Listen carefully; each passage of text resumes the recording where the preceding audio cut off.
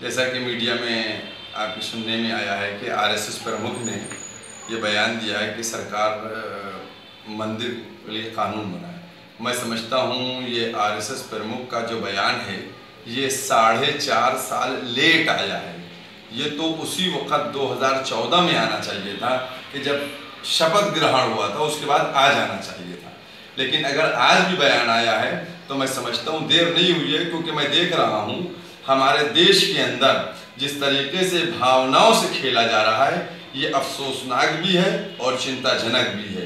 तो मैं समझता हूँ कि आरएसएस प्रमुख एक गवर्नमेंट को डायरेक्ट बात करें और गवर्नमेंट से डायरेक्ट कहें कि भाई आप कानून बना रहे हैं या नहीं बना रहे, तब बात कुछ क्लियर होगी। यूं मीडिया के कैमरों के ऊपर कह देना, मैं समझता हूँ ये भावनाओं से खेलना होगा और हमारे हिंदुस्तान की 100 करोड़ हिंदुओं की भावनाओं से खिलवाड़ किया जा रहा है इस तरीके से मीडिया के कैमरों पे कहना।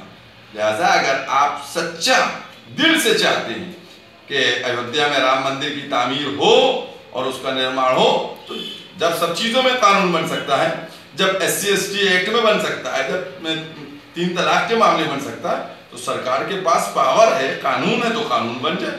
लेकिन मैं समझता हूँ ये सब चीज़ें कैमरों के ऊपर हो रही हैं और आस्था से खेला जा रहा है।